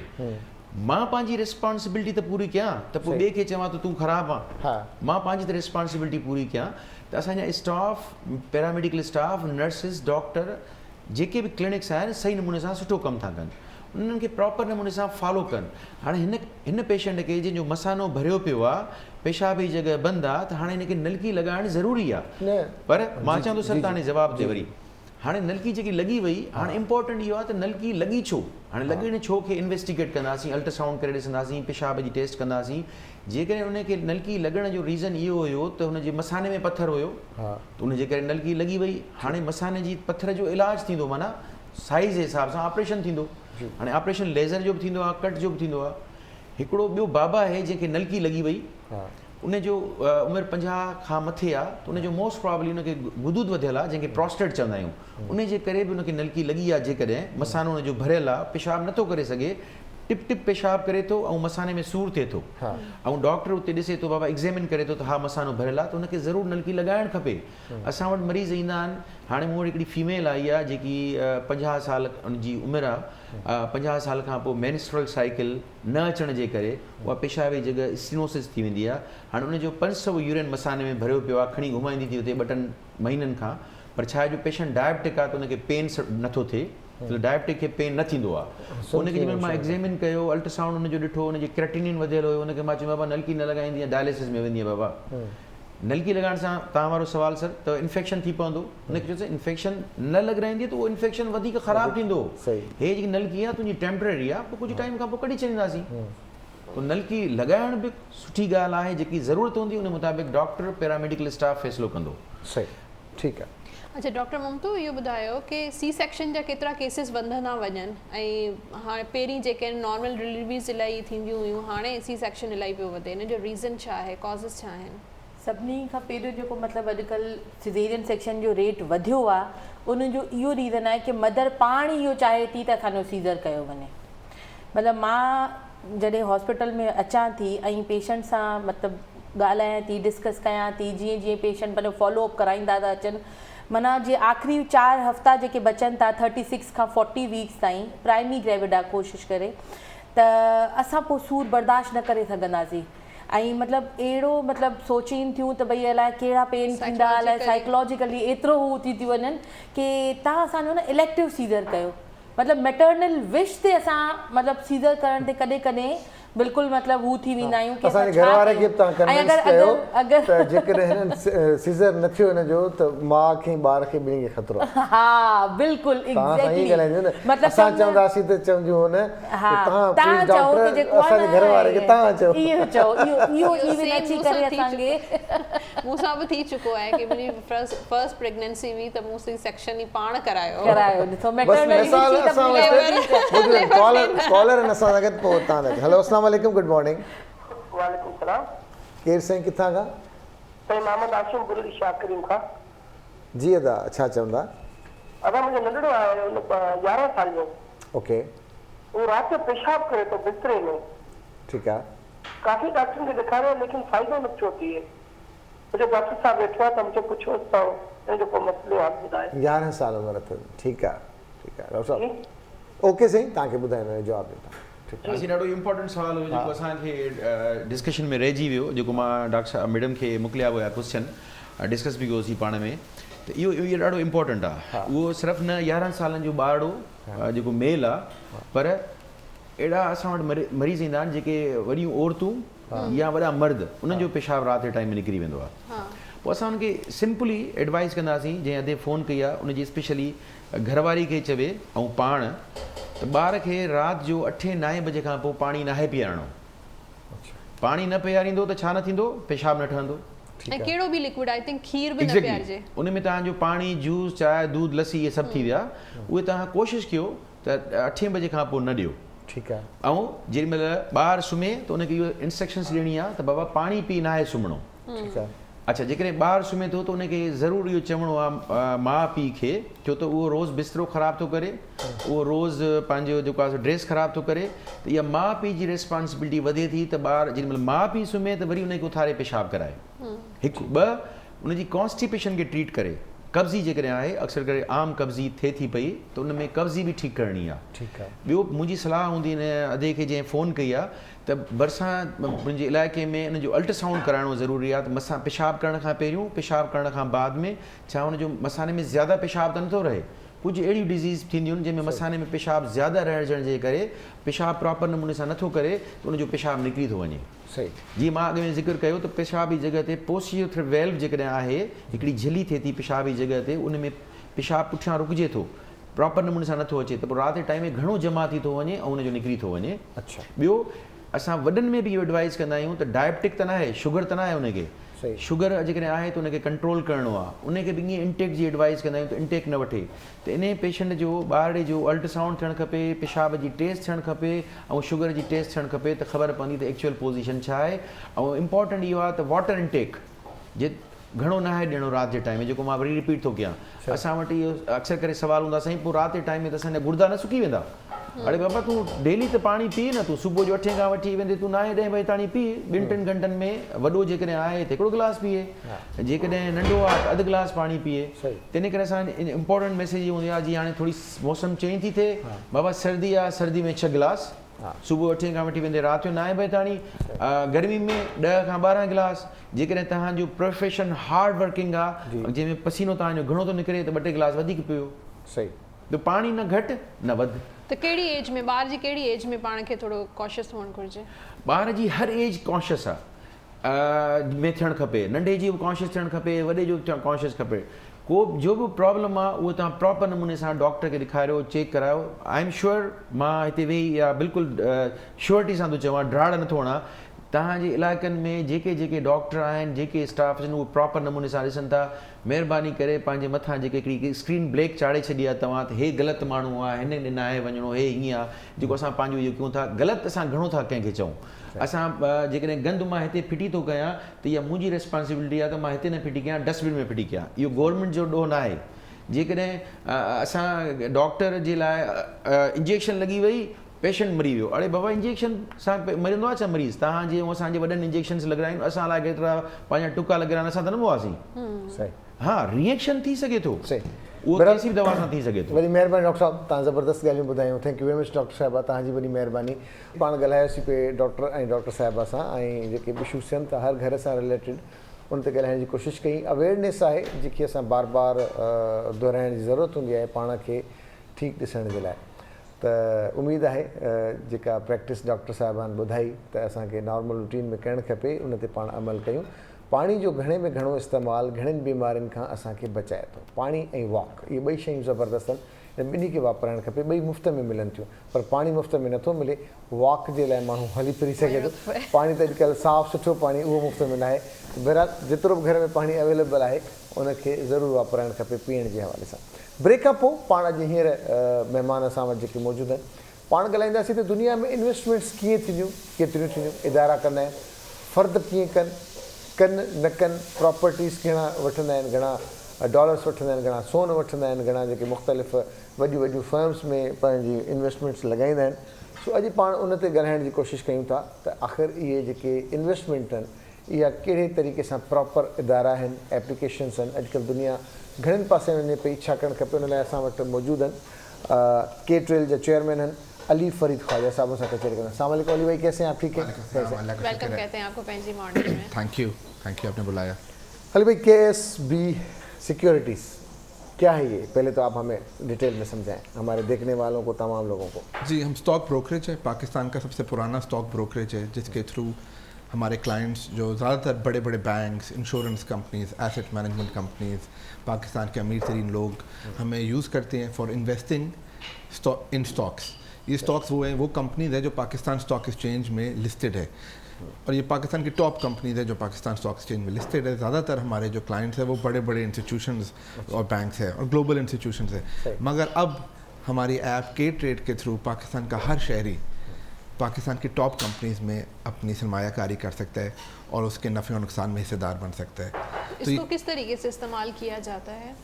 तो K-Trade ऐप एंड्रॉयड में भी है, iOS में भी है। इसको आप डाउनलोड करके इसमें रजिस्टर करते हैं और उसमें पैसा डालकर फिर आप अपनी सेविंग्स को मैनेज कर सकते हैं। तो बड़ा ही आसान है, ऐप को डाउनलोड करना फ्री है। बिल्कुल, हर कोई कर सकता है। और ये बड़ा इंपॉर्टेंट सवाल आपने रेज़ किया कि ज़्यादातर लोगों को मालूमात नहीं होती, इन्फॉर्मेशन नहीं होती और एजुकेशन नहीं होती कि हम किस तरह अपने पैसे को मैनेज करें खुद। तो इस ऐप के अंदर आपको फॉर फ्री एक्सेस मिलता है रिसर्च का, स्टॉक प्राइस की इंफॉर्मेशन का। तो अगर आप ऐप डाउनलोड करें ktrade.pk, उसमें आप रजिस्टर करें और ये सारा मुफ्त है। उसके बाद आप पाकिस्तान की जितनी भी 600 कंपनीज है जो लिस्टेड हैं, जिसमें सारी के सारे बड़े बैंक, सारी textile companies, cement companies, oil and gas companies, तो इसमें आप अपने घर बैठे बैठे इन्वेस्ट कर सकते हैं। ख़वातीन भी कर सकती हैं या नहीं कर सकती? ख़वातीन के लिए तो बहुत इंपॉर्टेंट है, क्योंकि हमारे घरों में सारी हमारा जो घर का सेविंग्स है वो ख़वातीन ही मैनेज करती है। तो उनके लिए तो दो चीज़ों की वजह से बड़ा इंपॉर्टेंट है। एक तो ये कि एक तो ये कि जैसे आपने बोला कि ख़वातीन जो है वो मैनेज करती है घर की सेविंग। दूसरा, वो रिस्पॉन्सिबल होती है। ख़वातीन मर्दों के मुनासिब ज़्यादा रिस्पॉन्सिबल होती है अबाउट सेविंग्स, और investment is all about being responsible with your money. तो ख़वातीन घर में बैठकर इनकम कमा सकती हैं और सेविंग्स को बेहतर तरीके से इन्वेस्ट कर सकती हैं। स्टॉक मार्केट में पिछले 20 सालों में जिन लोगों ने इन्वेस्ट किया है, उनका ऑन एवरेज हर साल का रिटर्न जो है वो 20% रहा है। इसके मुताबिक अगर आपने इसके कंपैरिजन में अगर आपने बैंक में पैसे रखे होते तो आपको 7%, 8% मिलता। तो डबल रिटर्न मिला है on average by investing in companies. तो ख़वातीन के लिए तो सबसे ज़्यादा इंपॉर्टेंट है ये। अच्छा, तो कितना एवरेज मिलेगा? ऑन एवरेज पिछले 20 सालों में अगर देखा जाए तो वो 20% है, मगर ये गारंटीड नहीं है, क्योंकि ये आप एक कंपनी में हिस्सेदार बन रहे हो। सही। तो अगर वो कंपनी अच्छा परफॉर्म करती है तो आपका रिटर्न। तो बजट कितना होना चाहिए, कितने अमाउंट पे आप इन्वेस्टमेंट कर सकते हैं? स्टार्ट करने में तो आप 5,000 रुपये से भी स्टार्ट कर सकते हैं। अच्छा। तो जो बड़े बैंक्स है, बड़े इदारे हैं, वो तो मिलियन ऑफ डॉलर्स में इन्वेस्ट करते हैं, मगर टू स्टार्ट विद आप 5,000 रुपये से भी स्टार्ट कर सकते हो।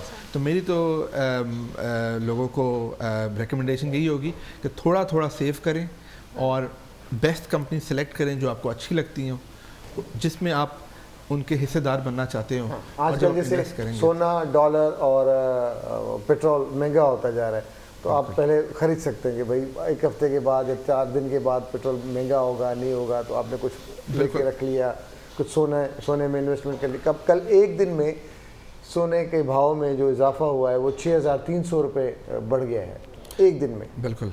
तो पाकिस्तान स्टॉक एक्सचेंज में तो कंपनीज लिस्टेड होती है, आप कंपनी के हिस्सेदार बनते हो, उनके आप नफ़े और नुकसान में हिस्सेदार बनते हो। तो आपने बड़ा सही पॉइंट किया कि ऑयल जैसा बढ़ा है, अब पाकिस्तान की जो टॉप की ऑयल एंड गैस कंपनीज है वो लिस्टेड हैं, जैसे OGDC, PPL, मारी पेट्रोलियम, PSO, शेल। तो हम शेल से ही पेट्रोल भरा रहे हैं, इनकी कंपनी से हम पेट्रोल खरीदते हैं। इनके हम हिस्सेदार बन जाएं अगर, तो इनका जब मुनाफा बढ़ेगा तो उनके मुनाफे से हमें भी ज़्यादा फ़ायदा होगा। तो ना सिर्फ हाल ये नहीं होगा कि सिर्फ हमारी जेब पे भारी पड़ रहा है पेट्रोल खरीदना, अगर हम उनके हिस्सेदार होंगे उनके, तो उनके मुनाफे का हिस्सा हमें मिलेगा। हम आखिरी तारीख को हम कहेंगे भले बढ़ने दे। कितनी रिलायबल है ये ऐप इन्वेस्टमेंट? ये ऐप डायरेक्टली आपको लिंक करती है पाकिस्तान स्टॉक एक्सचेंज की। अच्छा। पाकिस्तान स्टॉक एक्सचेंज में जो आपके पैसा पड़ा हुआ है वो डायरेक्टली बैंक के पास पड़ा हुआ है, जो उसके शेयर्स पड़े हुए वो एक इदारा है हुकूमत का, CDC, सेंट्रल डिपॉजिटरी कंपनी, उसके पास पड़े हुए हैं। तो ऐप के अंदर ना ही तो आपका पैसा है, ना ही आपके स्टॉक्स है। आप ऐप से सिर्फ खरीद और बेच रहे हो, आपकी जो ओनरशिप है वो एक हुकूमत के इदारे के पास पड़ी हुई है। तो पैसे कैसे जमा कराने पड़ेंगे उस ऐप पे? बैंक अकाउंट की ट्रांसफ़र, जब आप अकाउंट दे देंगे? बिल्कुल, जब आप के ट्रेड अकाउंट खोलते हैं तो हमारे 12 या 15 बैंकों में हमारे कलेक्शन अकाउंट्स है। वो अकाउंट नंबर मिलते हैं, आप पैसे ट्रांसफ़र करते हो तो आपके ऐप के ऊपर आ जाता है कि लेट से आपने 5000 ट्रांसफ़र किए तो आपके ऐप में लिखा हुआ आएगा योर बैलेंस इज़ 5000 रुपीज़। अब आपने लेट से 5000 के स्टॉक्स खरीद लिए, ये स्टॉक्स आपके CDC जो हुकूमत के दायरे में बता रहा हूँ, सेंट्रल डिपॉजिटरी कंपनी, इसके अंदर आपका एक अकाउंट खुलेगा और उसके अंदर आपके शेयर्स चले जाएंगे। आपको हम भी मैसेज करेंगे ऐप के थ्रू और CDC भी मैसेज करेगा कि आपने ये स्टॉक खरीद लिए और आपके अकाउंट पर आ गए। तो इस तरह आप खरीदेंगे और जब इसी तरह जब बेचना चाहेंगे तो आप बेचेंगे, आप ऐप के अंदर बटन दबाएंगे कि मुझे मेरे पैसे वापस चाहिए, आप उसमें लिखेंगे कि मुझे 5000 वापस चाहिए या जितने भी आप वापस मंगवाना चाहते हैं वो आपके बैंक अकाउंट में वापस आ जाएंगे, वो ऑटोमेटिकली आ जाएंगे और मुझे बिल्कुल और बढ़ते जाएंगे मंथली, जैसे मतलब शेयर्स का जैसे रेट बढ़ता है तो फिर वो बढ़ जाएंगे, ऐसा कुछ है ना? जब जैसा मैंने कहा कि ऑन एवरेज पाकिस्तान में अगर आप देखें तो 20% ऑन एवरेज बढ़ा है, इनमें कुछ का बहुत ज़्यादा भी बढ़ा है। पिछले साल टेक्नोलॉजी कंपनीज थी, टेक्नोलॉजी में कोविड के बाद से बड़ा ही इंटरेस्ट रहा है, तो टेक्नोलॉजी कंपनीज की प्राइसेस 5 गुना बढ़ गई 18 महीने में। सही। अच्छा अली भाई, एक सवाल, एक सवाल ये कि बिलफर्ज मैंने आपके पास 1 लाख रुपए रख दिए आपके अकाउंट, ठीक है, अब मेरा अकाउंट भी खुल गया, ए भी मेरे पास आ गई, अब मैं बिजनेस ही नहीं कर रहा आपके पास, मैं मूड पर डिपेंड करता है, भाई आपके पास मेरे पैसे तो पड़े हुए हैं ना, 1 लाख रुपए पड़े, मुझे समझ में नहीं आया, मैंने 18 दिन के बाद या 2 महीने के बाद मुझे समझ में आया कि यार 50,000 रुपये की फलां चीज़ मैंने ख़रीद ली, उसमें से बाकी 50,000 बैलेंस हो गया, 50,000 मैंने इन्वेस्टमेंट कर लिया और उसको मैंने फिर अगले 1 महीने के लिए देखा भी नहीं, पता नहीं क्या हुआ, उसका फिर क्या होगा? तो आप जब भी आप ऐप खोलेंगे आपको ये पोजीशन नज़र आ जाएगी कि मैंने 50,000 जो पड़े हुए अवेलेबल कैश 50,000 के स्टॉक्स खरीदे थे, उनकी अब क्या प्राइस है वो भी आपको नज़र आ जाएगी। अगर ऊपर गए हैं तो वो वैल्यू इंक्रीज हो जाएगी, अगर नीचे गए हैं तो वो वैल्यू भी नज़र आ जाएगी। और आप जब चाहे वो जो बाकी 50,000 पड़े हैं आप जब चाहे उनको वापस ले लें। मैं आपको उससे भी आसान चीज़ बताता हूँ, अगर आपने बोला जैसे आपने अकाउंट खोला, आपने उसमें पैसे डाले, आपको कोई कॉस्ट फीस नहीं पड़ी, सही, कोई कॉस्ट नहीं है, आपने देखा सीखा, आपने नहीं खरीदना, आपने कहा मैंने नहीं कोई स्टॉक खरीदना, आपको मुझे पैसे वापस दे दो, आपको कोई फीस कोई चार्ज नहीं है आपका। अच्छा। पहले जो रजिस्टर्ड सिक्योरिटीज़ कंपनीज होती थी या होती हैं वो फिर अपनी एक परसेंटेज रखती हैं, 2 पॉइंट समथिंग या 1 पॉइंट समथिंग, जो उसमें भी आपने ये चीज़ बिलफर्ज आपने 1 लाख रुपए की ख़रीदारी की, 2.5 बने, 2,500 रुपये आपके कट गए, फिर आपका नसीब है आपको वहाँ से 20,000 रुपये मिले, फिर आपकी 2.5 उन्होंने काट के और बकाया आपके ट्रांसफ़र कर दी, आप लें आप दें, फ़ायदा उन सिक्योरिटीज़ कंपनीज का होता था। अब क्या प्रैक्टिस है? तो मैं सही कह रहा हूँ? बिल्कुल, तो ट्रांजैक्शनल फीस है, जब आप स्टॉक खरीदते हैं तो 2% नहीं 0.15%। अच्छा, जिसका मतलब है कि अगर आप 1 लाख रुपए के स्टॉक खरीदते हैं तो 15 रुपये की फीस पड़ती है, सही, तो 0.15%। मतलब जो आप 2% कह रहे हो उससे 10 गुना कम सिर्फ 10 गुना से भी पहले तो 2% होती थी, मुझे तो याद है जी। तो प्राइसेस नीचे जाती गई है। हमारी जो है ये रेगुलेटरी फ्लोर है, ये SECP securities and exchange commission जो रेगुलेटर है सारे सिक्योरिटीज़ कंपनीज का और सारी स्टॉक मार्केट का, उन्होंने एक प्राइस सेट की है कि इससे नीचे प्राइस नहीं हो सकती। सही, तो हम उसी प्राइस पे चार्ज करते हैं। ये वही प्राइस है जो कि एक बैंक खरीदेगा या एक इंश्योरेंस कंपनी खरीदेगी या पाकिस्तान का कोई बिलियनर खरीदेगा, वो भी यही फीस देगा, और एक आम आदमी जो 5,000 रुपये से स्टॉक लेगा वो भी यही फीस देगा। दोनों को कोई इम्तियाजी सलूक नहीं है किसी पे भी। अच्छा, अब जैसे हम पाकिस्तान की बात करें, हमारे अपनी लॉस की बात करें, ये तो रजिस्टर्ड हैं और तमाम उस कानून के दायरे में चीज़ें, लोग जाते हैं बिटकॉइन पे, लोग जाते हैं क्रिप्टो करेंसी की तरफ, तो उनमें और इनमें क्या फ़र्क है? वो बहुत डेंजरस है। वो एक तो अनरेगुलेटेड है, सही, जिसका मतलब है कि आपको कोई भी प्रोटेक्शन नहीं है। अगर कोई कंपनी में आपने पैसा डाला है और वो कंपनी आपका पैसा लेके भाग जाएगी तो आप पाकिस्तान के किसी भी इदारे के पास जाके कंप्लेंट नहीं कर सकते। दूसरी, इसीलिए स्टेट बैंक ने आपको मना किया हुआ है कि आप ये ना करें। सही, आप अपने बैंक से पैसा ट्रांसफ़र भी नहीं कर सकते। इनफैक्ट स्टेट बैंक ने पाकिस्तान के बैंकों को मना किया हुआ है कि किसी के भी पैसे क्रिप्टो एक्सचेंजेस में ना डालें। ओके, तो जो लोग डाल रहे हैं वो फिर حوالے کے تھرو یا کیش ٹرانسفر کر رہے ہیں جو کہ ریگولیٹری وائز الاؤڈ بھی نہیں ہے. ٹھیک ہے. تیسرا مسئلہ یہ ہے کہ وہ تو کوئی اس پہ آپ کسی کمپنی میں انویسٹ نہیں کر رہے, اس کے اندر جن چیزوں میں آپ انویسٹ کر رہے ہو وہ پیور اسپیکولیشن ہے, پیور سٹا ہے. ادھر آپ پاکستان کی ٹاپ کمپنیز میں حصے دار بن رہے ہو. یہ کمپنی جیسے میں نے بولا اس میں کھانے پکانے کمپنیز بھی ہے, ساری کمپنی چوائس سے اس کو مطلب کر سکتے ہیں سلیکٹ. 600 کمپنیز ہیں. اچھا. تو اب 600 میں سے جو بھی آپ کو پسند ہے آپ اس میں انویسٹ کر سکتے ہیں. مجھے کوئی ہو سکتا ہے کہ کھانے کی اسمیل آ رہی ہے, مجھے ہو سکتا ہے کہ کھانے کی کمپنی پسند ہو, آپ کو ہو سکتا ہے کہ کوئی اپنی انسان کی اپنی بھی فور کاسٹ ہوتی ہے نا, کہ جیسے اس کو پتہ ہے کہ یار اب مجھے لگ رہا ہے کہ سونا آگے نہیں بڑھے گا, اب میں اس کو روک دوں. اب مجھے لگ رہا ہے کہ پیٹرول کی پرائسز بڑھیں گی, اب مجھے لگ رہا ہے کہ مجھے فلاں بینک کا آگے ان کے شیئرز مجھے اچھے لگ رہے ہیں. اچھا, ایک پرسن جو ہے وہ ایک ہی ایپ یوز کر سکتا ہے یا مختلف؟ جی, ایک پرسن ایک ایپ میں ان کا اکاؤنٹ کھولتا ہے, وہ اس ایپ کو یوز کر سکتے ہیں. اور آپ نے بالکل صحیح یہ بات کی کہ ہر بندے کی پریفرنس ڈفرینٹ ہوگی.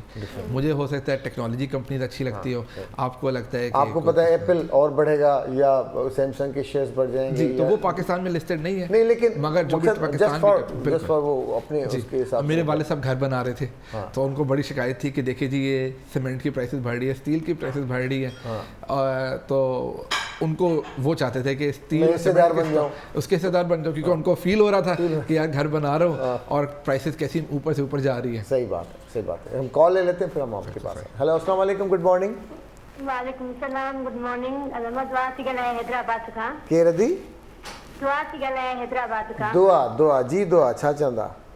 تمام سٹھا پروگرام ماں کی اودا ٹھیک ہے ماں, بالکل ٹھیک ٹھاک, شکر اللہ جو فرسٹ کلاس. تمام پیارا کرو, آپ ہی تمام سٹھی تھی لگے. آپ ہی پیاری لگنی نہیں, آپ ہی سٹھی لگنی آؤں تو یہ ہے. ٹھیک ہے, یہ تو یہ منہ دھوئی اچھی ویندا ہے نا. ماں ب ٹھیک ہے, وڈی مہربانی ہے جی. دعا چھا کندا آहियो तव्हां دعا؟ جی, मां पढ़ंदी आहियां फर्स्ट ईयर में. फर्स्ट ईयर में पढ़ंदा आहियो? अच्छा, सही. को सवाल आहे दुआ तव्हां वटि पुछण जे लाइ, चवण जे लाइ? जी जी, कहिड़ो आहे टॉपिक? उहो असां ॾिठो न एतिरो, मां लाइट हली वई हुअमि. हा, त बसि पोइ हाणे लाइट ईंदी त पोइ तव्हांखे इनशाला असां गाइड कंदासीं. रिपीट ॾिसी वॾी महिरबानी, तव्हां प्रोग्राम में शामिल रहिया. वॾी, हा, ज़रूरु ज़रूरु, वॾी महिरबानी दुआ. अच्छा फरीद भाई, अली भाई, अक्सर लोग डरते हैं कि ये जो स्टॉक एक्सचेंज में बंदा पैसे लगाता है या कोई ऐसी कंपनीज में लगाता है तो हमारे पैसे डूब जाते हैं, हमें पता नहीं होता. तो आप किस तरह से गाइड करते हैं? आप आपकी कोई अपनी फोरकास्ट है जो आप उन लोगों को मशवरा दें कि कोशिश करें कि इसमें लगाएं, ऐसे मैसेजेस या ऐसी कोई चीज़ इस ऐप पे?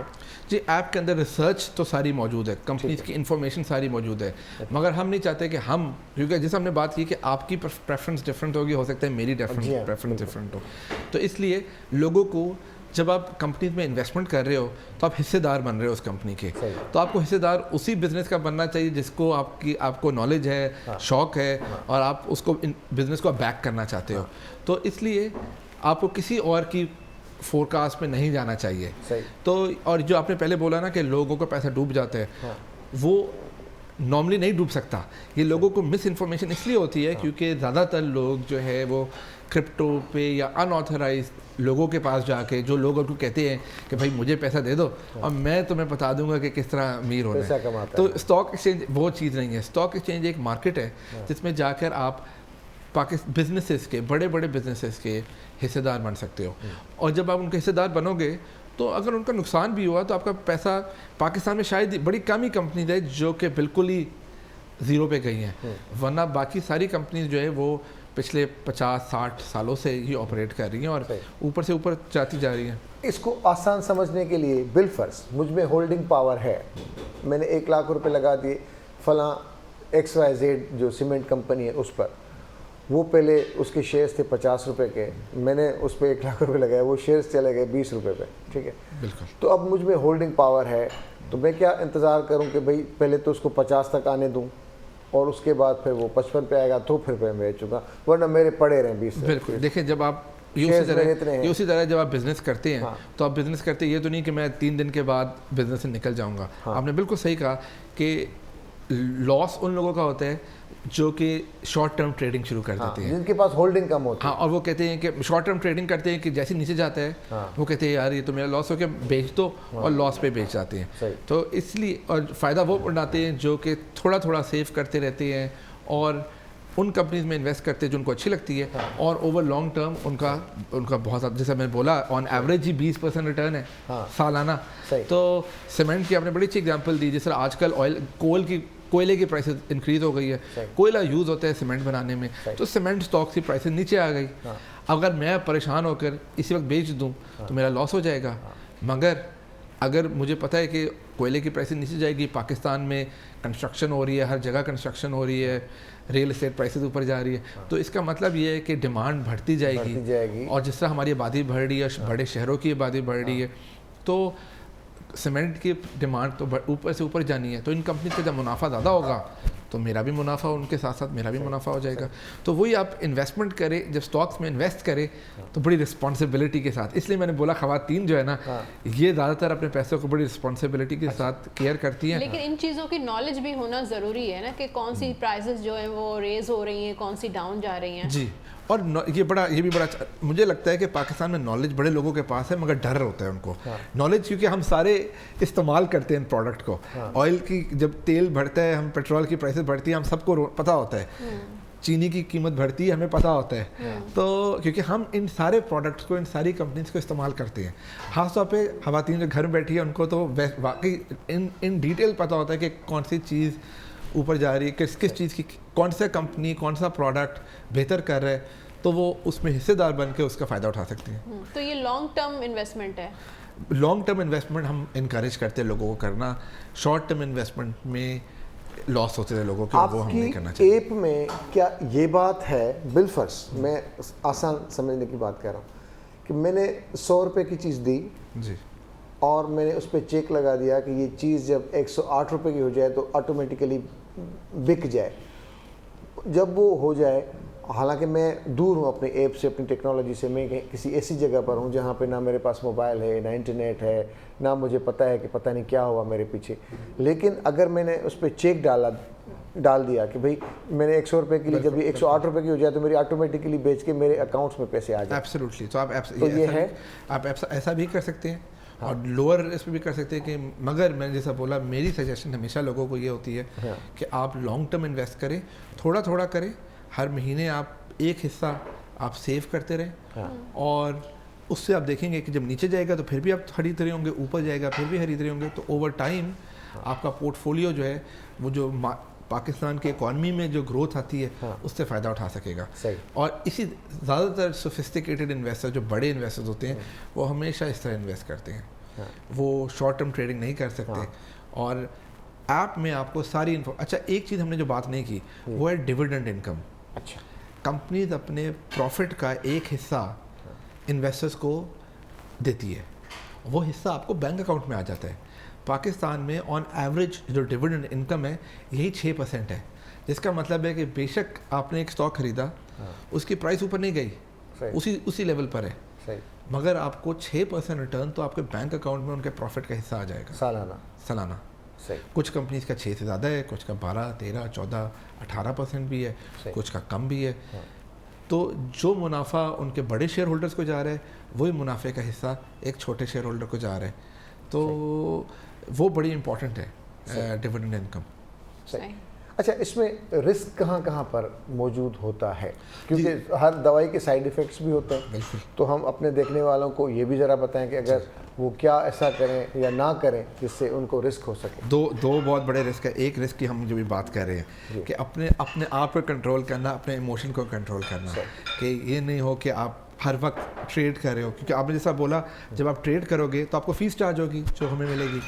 मैं आपको रेकमेंड करता हूँ कि आप ट्रेड ना करें, आप खरीदें और भूल जाए, क्योंकि उनके आप जैसे हमने बोला हम घर खरीदते हैं, तो घर हम खरीदने के बाद ये नहीं कि 2 दिन के बाद थोड़ी प्राइस बढ़ी तो घर बेच देंगे, क्योंकि उसमें भी कॉस्ट लगती है बेचने में। तो जब हम घर खरीदते हैं तो कुछ सालों के लिए खरीदते हैं, इसी तरह बिजनेस में इन्वेस्टमेंट करते हैं तो कुछ सालों के लिए करते हैं। तो ये इसको कंट्रोल करना अपने आप को, ये बहुत बड़ा रिस्क है। ज़्यादातर लोग इसमें फेल कर देते हैं। वो बार बार ऐप खोल के देखते हैं, कहते हैं कि यार अब बढ़ गया और खरीद लो, अब नीचे हो गया बेच दो। تو یہ اس کو کنٹرول کرنا, اپنے ایموشن سے کنٹرول کرنا بڑا امپورٹنٹ ہے. دوسرا جو ہے بزنس رسک, کہ آپ ریسرچ کر کے ان کمپنیز میں پیسہ ڈالیں جو کمپنیز آپ کو پسند ہے, جن کو آپ کو لگتا ہے کہ ان کا منافع ہوگا. ہماری ایڈوائس بھی ہے اس کے اندر, ایپ کے اندر ریسرچ ساری اویلیبل ہے, سارے اس کمپنیز کے ہسٹوریکل پرفارمنس کے, انہوں نے ماضی میں کتنا منافع کمایا ہے, یہ انفارمیشن بھی اویلیبل ہے. صحیح. مگر آپ نے ریسرچ کر کے اچھی کمپنیز میں انویسٹ کرنا ہے. صحیح. کوئی کمپنی ایسی ہے کہ جس میں آپ کو لگتا ہے کہ یہ آگے جائے گی اور ساری دنیا کو لگتا نہیں, اور وہ آپ بالکل ٹھیک ہوتے ہیں, اس کے شیئرز ایک دم ڈبل سے 4 ٹائمز زیادہ آ جاتے ہیں, بہت زیادہ نا, بعض اوقات ایسے, بالکل ہوتا ہے, بعض اوقات ایسی کمپنیز کے جو شیئرز بک رہے ہوتے ہیں, اس کی ویلیو نہیں ہوتی, وہ بڑھ جاتی ہے, کسی کی کم ہو جاتی ہے. پرسنل ڈیٹا کو مد نظر رکھتے ہوئے تھوڑا سا کام کرنا پڑے گا. جی جیسے میں سیکٹر کی بات بتاتا ہوں, تو ٹیکنالوجی, کووڈ آیا, ساری انڈسٹری کمپنیز بند ہو گئی. ٹیکنالوجی سیکٹر ایک ایسا سیکٹر تھا جس میں ہم نے گھر بیٹھ کے بوم کیا. اب اسٹاک ایکسچینج میں 6-7 ٹیکنالوجی کمپنیز لسٹڈ تھی, تو ان کی جو اسٹاک پرائسز تھی وہ 5 گنا بڑھ گئی, کچھ کی 10 گنا بڑھ گئی. تو جنہوں نے اس میں انویسٹ کیا تھا, آپ نے تو کیا ہوگا. ہم کیونکہ لوگوں کو ایڈوائز کرتے ہیں تو ہم خود انویسٹ نہیں کرتے, کیونکہ اگر ہم خود انویسٹ کریں گے تو ہماری ایڈوائس جو ہے وہ بائسڈ ہو جائے گی. صحیح. تو ہم خود انویسٹ نہیں کرتے ہیں, مگر ہم نے کلائنٹس کو ریکمینڈ کیا کہ آپ یہ لیں. اسی طرح جب گورنمنٹ نے کنسٹرکشن سیکٹر پہ پیکیج دیا, مرات دی, لونز دیے, تو سیمنٹ, اسٹیل کی پرائسز بڑھی, ان اسٹاکس میں بہت زیادہ فائدہ ہو گیا. تو یہ سائیکلز آتے ہیں, اور آپ نے بالکل صحیح کہا کہ اگر آپ ان ٹرینڈس کو صحیح طرح پوائنٹ آؤٹ کر لیں تو آپ کا ریٹرن 20% نہیں ہوگا, پھر آپ کا ریٹرن 200% ہوگا, کئی گنا زیادہ بھی ہو سکتا ہے. آپ کی جو کمپنی ہے وہ پاکستان بیسڈ ہے یا باہر سے بھی اس کا کوئی لنک ہے؟ جی, سو میں لنڈن میں رہتا ہوں. میری کمپنی, لنڈن کی کمپنی جو ہے وہ KSB کی میجورٹی شیئر ہولڈر ہے. ہمارے 12% آف آر کلائنٹس جو ہیں وہ پاکستان سے باہر ہیں, کیونکہ آپ کو معلوم ہوگا حکومت پاکستان نے روشن ڈیجیٹل کا ایک انیشیٹو لانچ کیا, جس کی وجہ سے پاکستانی کہیں بھی بیٹھے ہوں پاکستان سے باہر بھی, وہ بھی پاکستان میں انویسٹ کر سکتے ہیں. تو ہمارے اس وقت ہمارے آلموسٹ 1000 کلائنٹس ہیں جو پاکستانی جو مڈل ایسٹ میں رہتے ہیں, UAE میں, سعودی عربیہ میں, جو ایپ کو یوز کر کے اوورسیز سے انویسٹ کرتے ہیں. صحیح, ماشاء اللہ, زبردست, اور بہت اچھی بات ہے. اور ہم چلتے ہیں اپنی کچن کی طرف بھی جاتے ہیں کہ علی فرید بھائی کو آج ہم کھلائیں گے کیا, ذرا تھوڑا بتا دیں, اور وہ چیزیں کہاں پہنچی ہیں. نسیم تھوڑا بتائیو گائڈ کیوں. جی دا سیون جو پلا ریڈی ہے, سیوں بھی ریڈی ہیں. ہاں, سیوں بھی ریڈی ہے, ایک سیوں کا پلا بنایا ہے, اور ایک سیوں میٹھی. کبھی آپ نے سنا ہے سوئیوں کا پلاؤ؟ نہیں, میں نے نہیں سنا. سنگاپورین رائس میں تو تھوڑا بہت ہوتی ہیں نا, نوڈلس وغیرہ. ہاں بالکل. لیبنیز رائس میں بھی ہوتی ہیں. ہاں, لیبنیز میں بھی ہوتی ہیں, سنگاپورین رائس میں بھی ہوتی ہیں. اور کابلی پلاؤ میں تو پھر کشمش ڈالتے ہیں, پھر لوگ کہتے ہیں اس میں کشمش ہے, لیکن ہر کسی کے اپنے اپنے ہیں. اچھا علی فرید بھائی, ہم اس ایپ کو لے کے چلتے ہیں, ہم زیادہ جاننے کی کوشش کرتے ہیں کہ دنیا میں کمپٹیشن بھی ہے جی, اور کمپنیز بڑے بڑے سہانے خواب دکھاتی ہیں. آج کل تو میں جب بھی اپنے فیس بک پہ جاتا ہوں, انسٹا پہ یا ٹویٹر پہ, تو اشتہارات اسی کے آتے ہیں کہ فلاں ایپ ڈاؤن لوڈ کرو, وہ اس میں کچھ پیسے ڈالو اور راتوں رات کروڑ پتی بن جاؤ. پھر بڑی گاڑیوں سے, پھر ان کی جو ایڈورٹائزنگ ہے وہ بہت زیادہ ہے, ششکے والی ہے, جو ہر عام آدمی کو بڑا وہ ہوتا ہے کہ یار اگر میں بھی تھوڑی کوشش کروں, میں نے 5-8 لاکھ روپے لگا دوں, تو ہو سکتا ہے 2 مہینے میں میرے پاس 25-30 لاکھ روپے آ جائیں.